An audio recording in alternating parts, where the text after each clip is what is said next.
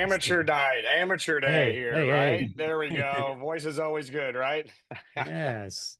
All right, everyone. Meet Sean Horton. He's the VP of Growth at Fusion now. Well, it's I guess they're an agency, but he used to be in the job world. He just came from jobs and logistics. He worked there for, I think, 9 or 10 years. And welcome, Sean. It's nice to see you, man.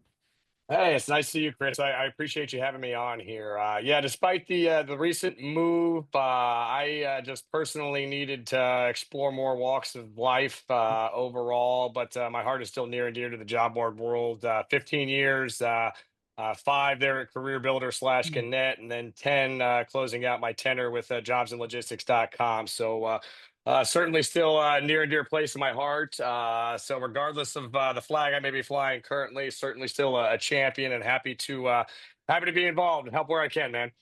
Definitely, man. Yeah, feel free to add your LinkedIn in the chat there if you want, so you can connect with Sean out there. But Sean, I wanted to have you on because you're a veteran of the space. And you really focus on a lot about selling. So I wanted to do a topic here on selling and prospecting to employers. Mm. Um, like, let's start high level here. Like, what's the key to selling a job or to employees? What do you say when I ask you that question?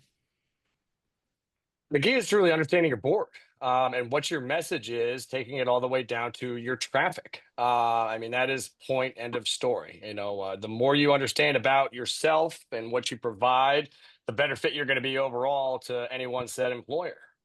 I mean, it's pretty straightforward. Yep. Yep.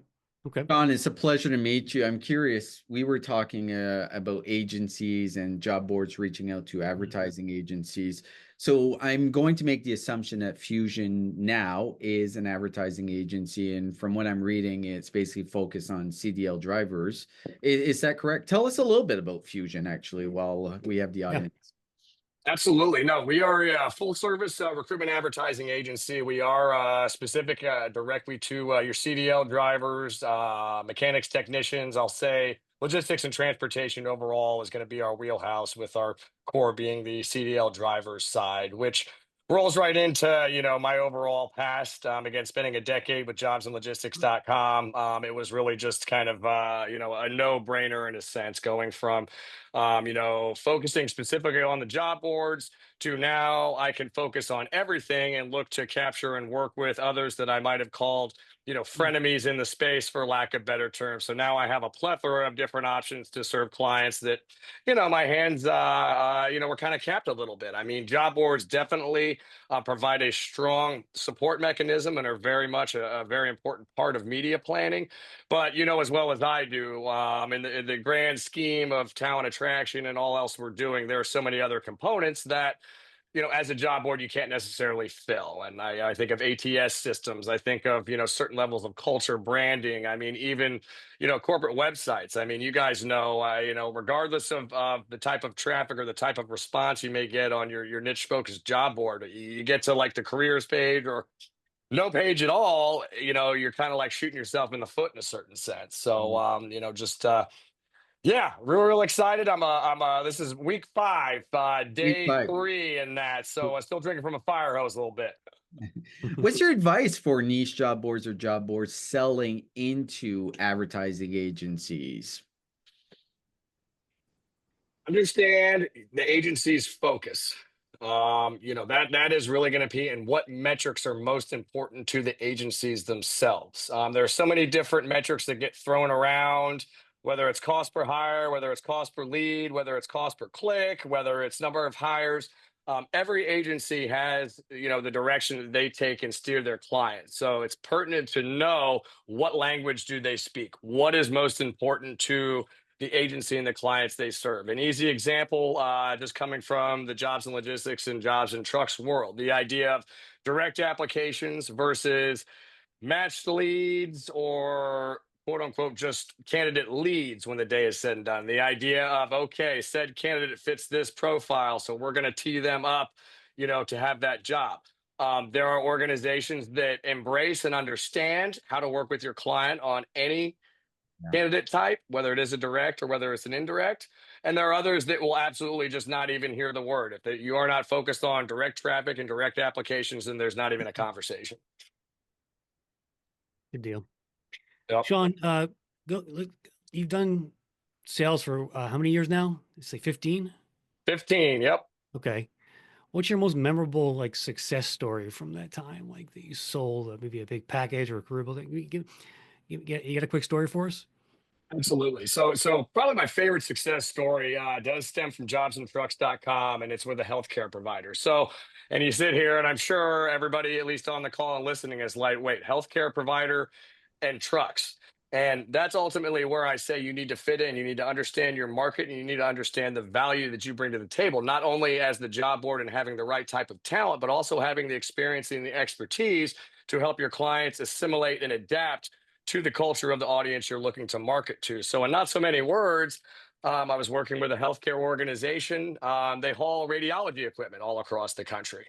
So 90% of their hires are going to be, healthcare staff, radiologists, technicians, all the good, the bad, and the ugly. It's been far since I've been in the healthcare world, but ultimately they also happen to hire CDL drivers. And the fact of the matter is their messaging and their targeting was way off. They have local slash regional roles that they were advertising as over the road roles. So, any person that is familiar with the space would know and realize the reason that you are not capturing the attention or the type of drivers you're wanting is because what you're offering and what you're messaging are two completely different things. So it took some time, not only to get buy-in from obviously the recruitment and the talent acquisition team, but the heads of state within human resources, because we fully had to recraft their entire job description and understanding of the organization as to what the role is and what the message needs to be into the driver community. Needless to say, a client of mine for a solid 5 years, and they are still humming right along with Yeah. jobs and trucks at this point in time. Now, did you like notice that job description at first? Was that your in as far as just getting their attention and talking to them? Absolutely. It was my immediate, means of being able to be an advisor. I mean, that automatically validates me. And then ultimately it turned into the fact that I have access to a plethora of drivers was almost second nature, right? It started with, we're not getting the right talent. Well, here's why. It was more important to understand why they were failing as opposed to being able to just plug in my job board and be off to the races. Yes, yes. Yep. Um, Beyond like, niche job boards, it's always been about, quality versus quantity. Um, in terms of the messaging, what other types of things do you think they could take away from as far as just crafting that message today, Sean? Can you say that again for me, Chris? So like with niche job boards, like they're Yep. the value of them are it's all about targeting a like-minded audience. In many cases, it's quality versus quantity. It's not Indeed, right? You might get, on Indeed, you might get 1,000. With a niche job board, you might get 100 or 50, right? But how do you typically, like with jobs in logistics, Yep. how did you go about messaging that? What was the EVP there? What was the pitch? And give me some thoughts around how you actually messaged JIL, if you could. Conversion rates. When the day is said and done, I can post a job on Indeed and I can have 1,000 applicants, but then how many of them actually convert versus qualified focused traffic that may be lesser in nature, but more of a fit, more interest, more dedication to actually taking on the role. Yeah. That's really the strongest piece of the puzzle. Where do you want to invest your resources on actually getting in front of and actually hiring talent that is able to be hired, or chasing leads that may or may not even be real people in this day and age? Yeah. Now, do you guys have a media kit for JIL and stuff? Oh, yeah, there's absolutely a media kit on jobsandlogistics.com. You can certainly check that out. And then all the individual niche focused job boards that are tied to jobsandlogistics.com do have their individual one sheets as well. Those of you that aren't Yeah. familiar with jobsandlogistics.com, it is a suite of individual niche focused job boards targeting elements within the logistics and supply chain industries. Yeah. What's in that? What should be in that media kit, Sean, Brian, Sean? Give me some thoughts on the elements of that, if you could. Actual data. Again, going back to conversion rates and going back to even just the comments on the agency, what are the elements and what are the talking points that your clients and or your viewers want to see and want to know? As much as you can share from an analytical perspective, the stronger you hedge your bets. I mean, let's face it, we're all up against the Indeeds of the world, right? Who are all things to all people. Well, guess what? We're not all things to all people, but these are the people that we are in front of, and here's the numbers that back up the how and the why. Yeah. I'm curious, Sean, if you started a niche job board from scratch, what would your go-to-market strategy look like? How would you approach getting business from scratch? What would that strategy, like the highlights of that strategy look like for you? Truly to me, it would be identifying obviously a need in the space, right? So where is there currently a source or a vendor, what have you, that isn't already supporting or filling that void? I'm open for friendly competition and open for what makes sense, but overall it'd be, where is the need? I can't say that we need another jobsandtrucks.com as there's already jobs in this and jobs in that, a plethora of competition. So what really makes space where you can really look to and provide value, and aren't really just looking to, I'm just going to say, jump in the arena to make money. I think that's where many fall short, and I can say that specifically within the CDL world. So many want in on the buku dollars that is recruitment and it is recruitment budgets within the space, but they want to come in and really have no idea what's going on with the industry or not have the proper positioning in order to make it happen. So then you're just somebody else that just wants your hand in the pot. So that to me would be really, where is my value pop and where is my passion going to lie? Because we all know that it's going to be an uphill battle. Again, going up against the Indeeds, going up against the others in the space that may or may not, follow the same prerogatives as we do. From there, would really be, investing in understanding, what players I need to bring into place in order to truly develop what's going to not only be, a game changer currently, but then also be able to expand and scale in the near future, right? How many, get started, but then they haven't set themselves up to adapt as the times go. Those would be key elements for me, at least, if I were to kick a job board off at the ground level. I guess what you're saying, yeah, building it doesn't mean they will come. So you still have to have a plan. Just creating a job board, suddenly you're not going to get a ton of job seekers and employers just jumping at you. There needs to be a very clear plan and a targeted market. How do you start, like when we talk about business development, which is your background, how would you approach it from a business development outside as far as prospecting? Like what's been your approach in creating kind of your prospecting approach, your sales approach? Thinking outside the box, right? So it's all easy for us to sit and say, oh, I want to do business with Amazon. Well, if the whole world wants to do business with an Amazon, you're going up against the whole world in order to compete from that business development. Look for avenues that may or may not be seen from your competition that you can effectively insert yourself, begin to generate that value. And once you've grown yourself to a certain aspect, then you can move on to the Amazons and the big boys in the world where you do have real world case studies and real world successes and those hard numbers that larger organizations are going to look for. And I go back to just the healthcare provider. Again, it's very simply put, and there's a plethora of healthcare providers out there that hire CDL drivers, that hire non-CDL drivers, that many in the space may not be looking at just because, oh, this is a healthcare provider. Why would that make sense for me to reach out to them if I only focus in logistics and transportation? Well, let me tell you. Obviously, that's just a nice, easy example for me. Love Yeah, it. thank God for healthcare companies. Well, them, I don't think there'd be any job boards. Right? They're the one industry is always hiring.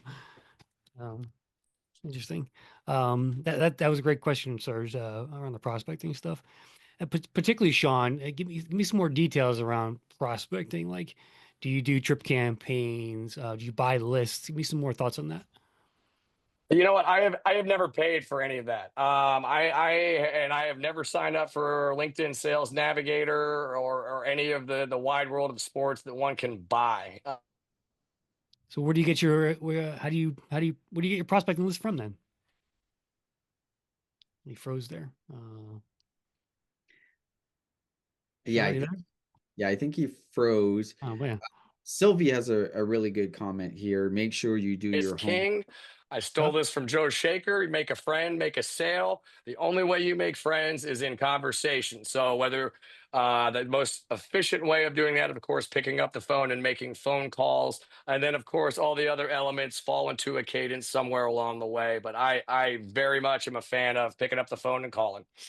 Okay. We lost you there for a minute there, Sean, but Oh, let's pick up on that. So talk about calling. How effective is cold calling today for a job board?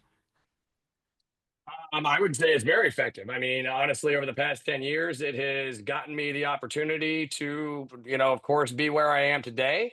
And it honestly, it separates me from everybody else. I mean, let's be honest with ourselves. How many emails, LinkedIn messages, smoke signals, and every single other element that you can be contacted with are you being reached at? Yeah. How many people will get phone calls anymore? Yeah. Right. Yep. Um, as much as I hate to say it, text might be the next round. And never in my life did I think I'd be texting with vice presidents and heads of state. But, that is a thing now, right? So, on top of me feeling that calls are king, and that's where I thrive because I do have the gift of gab and clearly like to talk. Um, you need to meet your clients where they want to meet, Yeah. and you figure that out along the way. And if a call doesn't work, there's a plethora of other options to move on. But that's ultimately where I would start and where I maintain my focus for any stab I take in looking to develop Yeah. the business.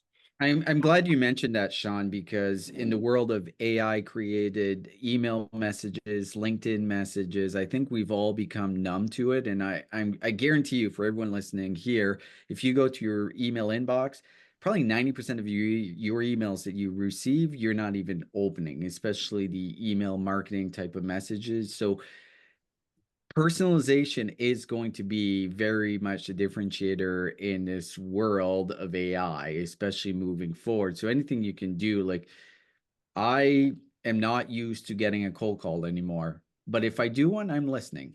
So Yeah. it is, I love that. I think that's a really good perspective and a really good way of approaching it in that sense. You have to go a little bit off the board of what's being used. I'm not saying not leveraging marketing messages and across the board, but personalizing and being that human touch. In saying that, I've talked to a lot of job boards that have had a lot of success attending, not necessarily hosting like HR events, meet and greets, like networking events. What's your thoughts around that as far as a prospecting opportunity? Do it. That I would say would be the next best thing outside of picking up the phone and making cold calls. I just got back from the Mid America Truck Show myself. And I mean, the sky was the limit for me. Obviously, everybody's very curious as to, my change in roles. But even if I hadn't changed roles, just the excitement and having people in front of you being able to have a conversation, right? I mean, how many of us, vicariously stalk our clients via LinkedIn, looking at pictures from 10 years ago, that aren't applicable. I mean, there is absolute value to be had in being present and being in front of those you want to speak to.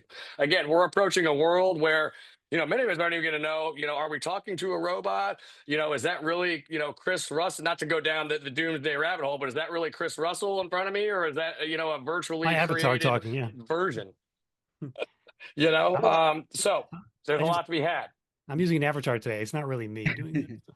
I think to that I think to that point and what we talked about earlier is video is so critical, right? If someone keeps seeing you on a feed, on their LinkedIn feed, when you do cold call them, they already feel they kind of know you. So having a strong presence on LinkedIn and other sites in your community, especially if you're in a niche job board, absolutely critical.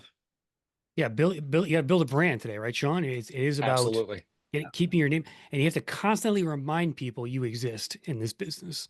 I Yep. can't tell you how many times people forget about that. The marketing, they do marketing 1 month and they forget about it for 2 months, and then they wonder why no one's coming. Well, you have to constantly remind both employers and seekers you exist as a website today. I Yep. can't stress that enough. Yep. And that attendance, hits the nail on the head. I am a real person, that has a real family, that has a real life. It's much easier and could be a much, better, we'll say, business case and being able to be compassionate for one another. A funny little story, not to go off the rails here, but so the Mid America Truck Show, right, and talking about personal brand. So first time I went to the Mid America Truck Show, Amy Noah was, of course, my boss, and we'll call this trial by fire. I had really no idea what I was getting into. I was still junior in a sense from I will say an executive perspective. And she says, "Hey, we're going to go to the Mid America Truck Show." I said, "Okay, great." Didn't know what that was, but I'm like, "Oh, professional trade show event." For those of you that aren't familiar with the Mid America Truck Show, 60,000 truck drivers. It's like a big circus. There is definitely elements of profession, and there's definitely elements of the ladder and everything in between. But where I'm going with this is, I showed up in a three-piece suit with a bow tie. People thought I was an accountant, a lawyer, or had the plague. However, I'm now the bow tie guy in the industry. Of course, I'm slipping for this call today, Yeah. but it turned into my brand. I have clients bringing me bow ties to these conferences. I have clients showing up to see what bow tie am I wearing in the booth today. And it caught on like wildfire. And officially in the space, I'm the bow tie guy. And I've actually heard others that have just been in a conference, have no idea who I am, and wear a bow tie, getting chastised for wearing the bow tie because they are not the bow tie guy. So yes, brand is certainly huge, but then just kind of rounding it out in that face to face, we're people. Definitely, yeah. Yeah, just put a cap on the brand thing, on the events thing. When I ran my local sites, I did all the local job fairs in the area that I could get into and spread the word. But any kind of industry events for your niche, you should be going to those and marketing your company every year. That's how you build a brand, I think, particularly offline. So, all right, Sean, we got about 10 more minutes here. And this has been great so far. I've learned a lot.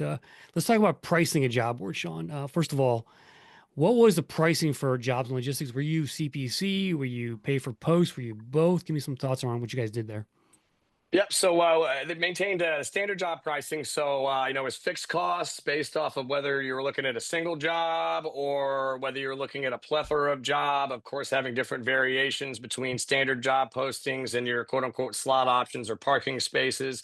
And then, of course, the sky's the limit depending upon additional, creature features that were offered, including, social media options and branding and some other pieces. But at its core for us, it was the standard. So I subscribe, from a niche job board perspective. I felt that was strong, and it was important for us to maintain that focus and maintaining our value and maintaining our quality. I'm not going to go down the rabbit hole in this, but there's a big part of me that wants to say, when you look at cost per click, when you look at programmatics, it's really a chase to the bottom. And overall losing your value and losing, potentially, a certain degree of credibility. But I don't know that we have the time for me to really dig into all of that, but definitely a fixed costs that were moldable based off need. Yeah, yeah, I see your points there. Because CPC, it's all about at that point it's about volume, right? So then Yep. you're more like an Indeed in that respect, versus a niche play. But Yep. interesting. And let's be Um, honest, there's only, so many, truck drivers or technicians with a Class A CDL and 15 years of experience in Podunk, Indiana. Let's be honest with ourselves. So, when you look at pricing and you look at value, if I'm competing to, I want to click for 2 cents versus the other guy that wants, is going to get a nickel. I mean, it's not sustainable, and it makes 0 sense from a business perspective. yeah, in the audience, if you have a question for Sean, throw it in the chat there. We'll be sure to ask that at the end. What's it cost to post a single job on Jobs and Logistics right now? Yeah, it is $335 to post a single job 335. on jobsandlogistics.com.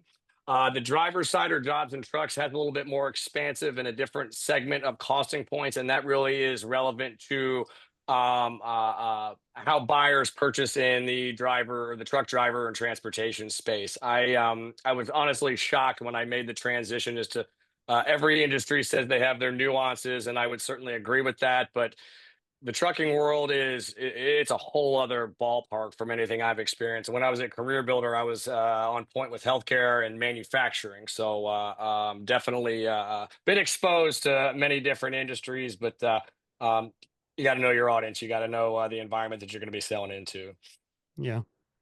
Drivers is one of the most challenging roles in North America, probably around the world right now. What's your take? What's going on in the driver recruitment space right now? Is it getting easier, more challenging? How are we solving? It's kind of a crisis. Like, we need a lot more drivers right now. You know what? It is a very loaded question, and I say that because it really depends on what you subscribe to and the means of qualified candidates, right? There are those in our space that will say there isn't a driver shortage, there's a shortage of quality jobs, or on the flip side of that, is a mass or overcapacity, as we like to say, of CDL drivers. So it really depends on where you sit in the industry right now as to whether you are truly challenged or not. I have organizations I've worked with that even during COVID didn't miss a beat on their goal and their need to hire. That could be from size, that just sheer scale. That can be, from what they were supporting and running. And then there are others that I hate to say it, are still closing down shop. And many, may or may not realize how not diversified, how decentralized all of the carriers are, right? This is an area where, I'm Joe, I get a truck. I start a company because I find one client, I'm doing running loads for them. That one client then says, "Hey, Joe, you do a great job. We need another truck, or we want to do more business with you." So I get another truck and I get another driver. And the next thing I'm now running a fleet of 100. Now, with that said, all along the way, I like to think others are capturing business and capturing more clients in order to support that business. But the unfortunate reality is many are lights on based off one client. So if that one client all of a sudden decides that, oh, we no longer need you, or even worse, we're out of business, then you're caught with your pants down, and then here we go, shutting down shop. I think an easy example that many might know and realize in the space is going to be Jack Cooper. They were one of the largest auto haulers in the country, and during negotiations with the big three, they didn't play out as planned. And now, unfortunately, Jack Cooper, one of the biggest auto haulers in the country, is now out of business. Right? There's others obviously to fill the void along the way, but when your whole business thrives off three individual clients, granted their size and scale gives them obviously market sway, and when it comes down to negotiations, but three clients, now what do you do? Yeah. And you've gotten yourself to that size because you've been working with those three clients for decades, right? Sorry, not to go all the way down that hole, but No, lot to unpackage there. Lot to unpackage. No, I love it. And I think the whole CDL has been fascinating to see that whole industry as far as the challenges. And I've heard both sides of it as well. So, but I'm curious, bring that back to the job board world. Say you are in a niche that's really hard to find, maybe the job seekers. What's the strategy? Like, what did job seeker acquisition look like at the companies you worked at? Yeah, I want to hear more about how you targeted specifically drivers, Sean, to get them to come to the site. So good questions. Understanding, what beat they march to, right? So I'm very candid in the fact that I'm an office guy. And the reason that I go to the Mid-America Truck Show is it's one of the only times where I literally find myself in the trenches with the driver community, right? So, am I speaking the right language, right? Am I creating an experience that aligns with what their world looks like? And an easy example is, mobility. Guess what? You go to jobsandtrucks.com, it's fully mobile, and it is one of the simplest processes to apply for a job while on a smart device, right? That's pertinent. There are others, of course, that may not be as aligned, but as far as the drivers in their community, I mean, that's going to be the biggest key. Am I fitting in? Am I aligning with what you're looking for and what your world looks like? So whether it's from a passive perspective, or a direct perspective, it's really meeting the candidates where they are and following suit with what their interests are, how they behave, what goes on. And most folks don't necessarily sit and realize. I mean, truck drivers live in their trucks. So if you do not have the most mobile friendly site experience possible, then you might as well not even bother. And again, even attending trade shows. So we talked about being at the trade shows, right? And I think I'll fire across the bow is like, what job boards and what agencies were actually at the Mid-America Truck Show? I can tell you there wasn't a single generalist site. There wasn't a single generalist anything. Right. Yeah. We have Fusion Now, a couple of my other industry partners in the agency world, and a job board or two focused specifically on drivers, but everybody else not interested. Right. Yeah. Why would you not be interested if you want to understand and you want to align with what drives your business? Right. There is no business for jobs and trucks if we don't have the drivers. Great stuff, man. Good stuff. Well, I think we'll wrap this up, Sean. It's been great to reconnect. I appreciate all the advice you guys gave out there, and I wish you the best of luck there at Fusion. Absolutely. No, I absolutely appreciate it. Again, obviously Fusion Now, obviously great talent attraction and recruitment agency. But I am happy to talk on and share with anybody. So just because, again, my flag has changed a little bit doesn't mean the space, especially the niche job board world, is not near and dear to my heart. Anybody is welcome to reach out to me via LinkedIn. I promise I will not ignore you. Just tell them I know Chris and Serge, and I'll make sure to answer that LinkedIn and take it seriously. But happy to field questions and help anybody where I can. I'm a firm believer in all of this, that we win together and we fail together. And as practitioners, as colleagues, as everything else, I want everybody winning as best we can. And that includes the candidates as well as, of course, us job boards. So let me know where I can help. So right, awesome. your LinkedIn is in the chat. So everyone, please check it out. Sean Horton. And your website, fusionnow.com, or correct me. Absolutely. FusionNow.io. Excuse me. I'm .io. learning that one. Yep. FusionNow.io. Lot to be had. Perfect. Awesome. Well, we really appreciate it, Sean. This was fantastic. Great info. Really appreciate having you on. Thanks, buddy. Appreciate I'm it. thankful. I'm very thankful. You all have a dynamite one, and good luck with the rest. All righty.